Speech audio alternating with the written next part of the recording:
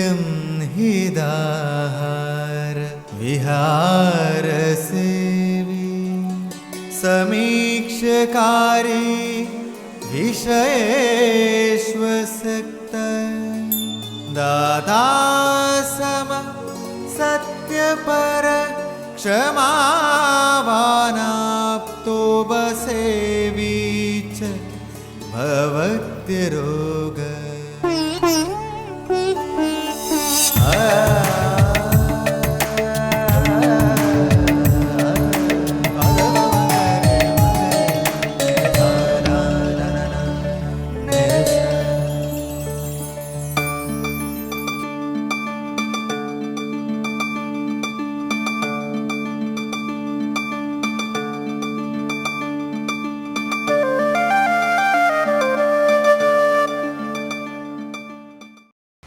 ആയുർവേദം വിഷയത്തെ 8 അംഗങ്ങളായി ക്രോഡീകരിച്ചുകൊണ്ടാണ് വിശദീകരിക്കുന്നത്.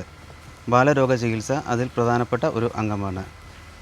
ആദ്യത്തെ 16 വർഷത്തെയാണ് ബാല്യം എന്ന് പരിഗണിച്ചിട്ടുള്ളത്.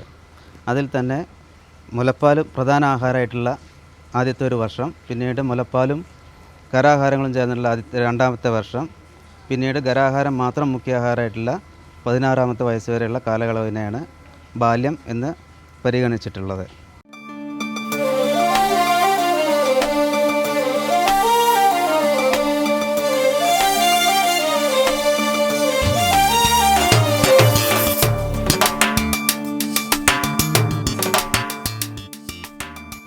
ബാലചികിത്സ എന്നുള്ള കൺസെപ്റ്റ് ആയുർവേദത്തിനാണെങ്കിൽ ഒരു ആരോഗ്യമുള്ള ഒരു തലമുറയെ തന്നെ വാർത്തെടുക്കുന്ന ഒരു കൺസെപ്റ്റാണ് ആയുർവേദത്തിനുള്ളത്. അതുകൊണ്ട് തന്നെ ഗർഭകാല പരിചരണം വളരെ പ്രധാനപ്പെട്ട ഒരു വിഷയമായിട്ട് ആയുർവേദം പരാമർശിക്കുന്നുണ്ട്. കുട്ടികളുടെ ആരോഗ്യം ഗർഭകാല പരിചരണത്തെ ആശ്രയിച്ചിട്ടാണ് കൂടുതലും കാണുന്നത്.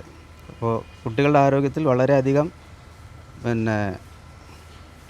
താല്പര്യമുള്ള രക്ഷിതാക്കളാകട്ടെ തീർച്ചയായിട്ടും ഗർഭകാല പരിചരണം യഥാവിധി ആചരിക്കേണ്ടതാണ്.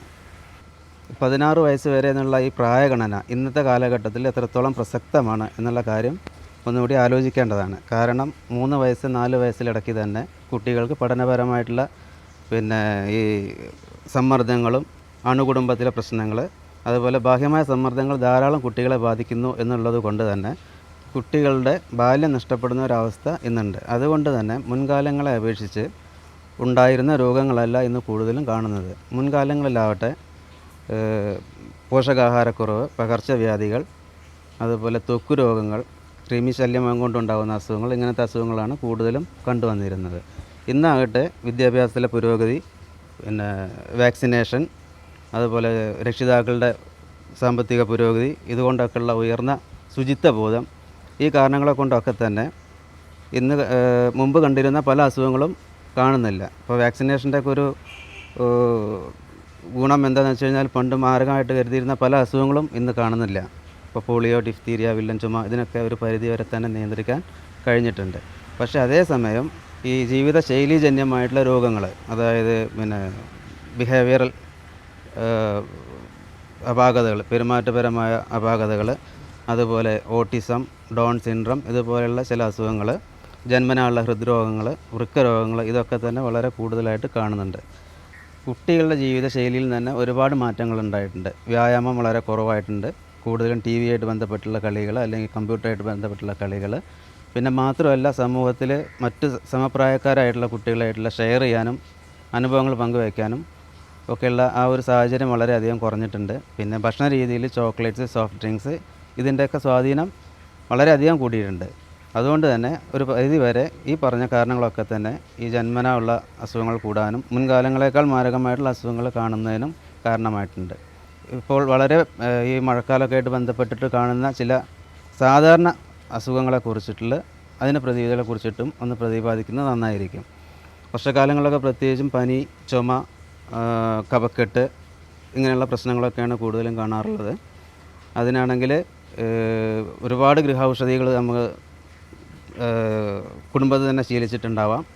അതിലൊന്ന് പറയാം, അതായത് ഈ ആടലോടകത്തിൻ്റെ ഇല, കഞ്ഞിക്കൂർക്കലയുടെ ഇല, തുളസി ഇല, നല്ല ജീരകം, ഇതെല്ലാം കൂടി ചതച്ച് ഒരു ഗ്ലാസ് വെള്ളത്തിൽ തിളപ്പിച്ച് ഒന്ന് കുറുക്കിയിട്ട് കുറച്ച് കൽക്കണ്ടവും ചേർത്തിട്ട് പലവട്ടമായിട്ട് കൊടുക്കുന്നത് ഈ അവസ്ഥയിൽ നല്ലതാണ്.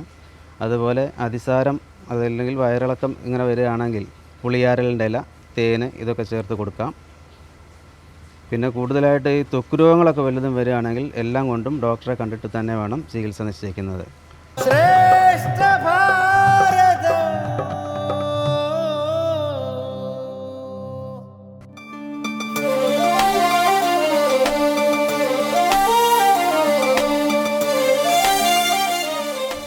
ബാലാമൃതം, വിശ്വാമൃതം, രജന്യാദി ചൂർണം, അഷ്ടചൂർണം, കൊമ്പൻജാതി ഗുളിക എന്നിവ ബാലരോഗ ചികിത്സയിൽ പ്രത്യേകം പ്രാധാന്യം അർഹിക്കുന്നതാണ്.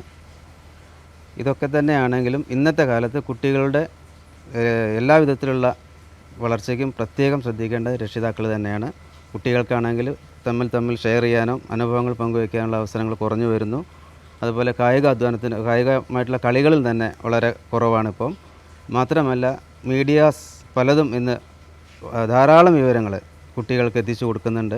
അപ്പോൾ ഇതിലൊക്കെ തന്നെ രക്ഷിതാക്കളുടെ സജീവമായ ഇടപെടലും വേണ്ട ഗൈഡൻസും ഉണ്ടെങ്കിൽ മാത്രമേ കുട്ടികളുടെ ശാരീരികവും മാനസികമായിട്ടുള്ള ആരോഗ്യം നിലനിർത്താൻ കഴിയൂ.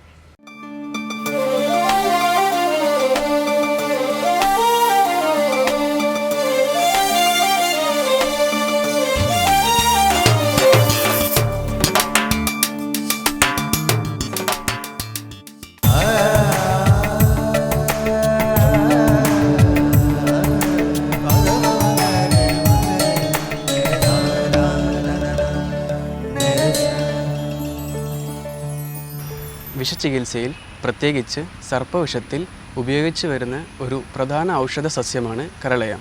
ഗരുഡൻ പാമ്പിനെ എന്നതുപോലെ ഈ ചെടി പാമ്പ് വിഷത്തെ നിർവീര്യമാക്കുന്നത് കൊണ്ടാവാം ഇതിന് ഗാരുഡി എന്ന് സംസ്കൃതത്തിലും ഗരുഡക്കൊടി എന്ന് മലയാളത്തിലും പേരുകൾ ലഭിച്ചത്. കരളകം, ഈശ്വരമൂലി എന്നീ പേരുകളിലും അറിയപ്പെടുന്ന ഈ ചെടിയുടെ ശാസ്ത്രീയ നാമം അരിസ്റ്റലോക്കിയ ഇൻഡിക്ക എന്നാണ്. ഇത് അരിസ്റ്റലോക്കിയേസിയ കുടുംബത്തിൽ പെടുന്നു. നീണ്ട കിഴങ്ങുള്ള ചുറ്റിക്കയറുന്ന ബലമുള്ള ഒരു വള്ളിയാണിത്. പച്ച കലർന്ന് പർപ്പിൾ നിറമുള്ള പൂക്കൾ കുലകളായി പത്രകക്ഷങ്ങളിൽ ഉണ്ടാകുന്നു. പൂക്കളുടെ അടിഭാഗം തടിച്ചതും നടുഭാഗം ഇടുങ്ങിയതും അറ്റം ഫണൽ പോലെ വികസിതവുമാണ്. പ്രായമാകുമ്പോൾ കായകൾ 6 ഭാഗങ്ങളായി പൊട്ടി ഉറി പോലെ തൂങ്ങിക്കിടക്കുന്നത് കൊണ്ട് ഉറി തൂക്കി എന്ന പേരിലും ഈ ചെടി കേരളത്തിൽ അറിയപ്പെടുന്നു. പരന്ന് കനം കുറഞ്ഞ വിത്തുകൾക്ക് നേരിയ കടലാസ് പോലുള്ള ചിറകുകൾ ഉള്ളതിനാൽ കാറ്റിൻ്റെ സഹായത്തോടെ വിത്ത് വിതരണം എളുപ്പത്തിൽ നടക്കുന്നു. പാമ്പ് കടിച്ചാലുടൻ കരളയത്തിൻ്റെ ഇല അരച്ച് മുറിവായിൽ തിരുമുകയും അതോടൊപ്പം ഇല പിഴിഞ്ഞെടുത്ത നീരിൽ കുരുമുളക് പൊടി ചേർത്ത് പലവട്ടം കഴിക്കുകയും ചെയ്താൽ വിഷം ശമിക്കും. ഈ ഔഷധി പാലിൽ അരച്ച് കുടിക്കുന്നത് എല്ലാതരം പാമ്പ് വിഷങ്ങളും ശമിക്കാൻ നല്ലതാണ്. വിഷചികിത്സയിൽ ഉപയോഗിച്ചു വരുന്ന പല ഗുളികായോഗങ്ങളിലും കരളയം ചേരുന്നുണ്ട്. വിഷവീക്കങ്ങളിൽ ലേപനത്തിന് ഉപയോഗിച്ചു വരുന്ന ഈ ചെടിയുടെ വേരും ഇലയുമാണ് ഔഷധയോഗ്യം.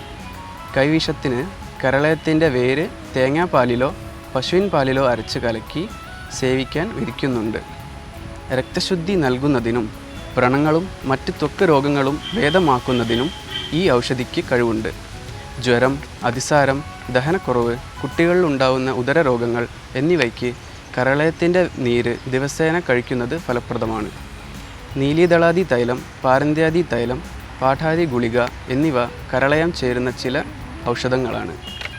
ഇന്ത്യയിലുടനീളം വെളിംപ്രദേശങ്ങളിലും വേലികളിലും കുറ്റിക്കാടുകളിലുമൊക്കെ പടർന്നു വളരുന്ന ഈ ചെടി വിത്തുകൾ ഉപയോഗിച്ച് അനായാസം നട്ടുവളർത്താം. ഒരു വള്ളിച്ചെടി ആയതിനാൽ പടർന്നു വളരുവാൻ വേണ്ടി താങ്ങുകളോ പന്തലുകളോ കൊടുക്കേണ്ടതാണ്.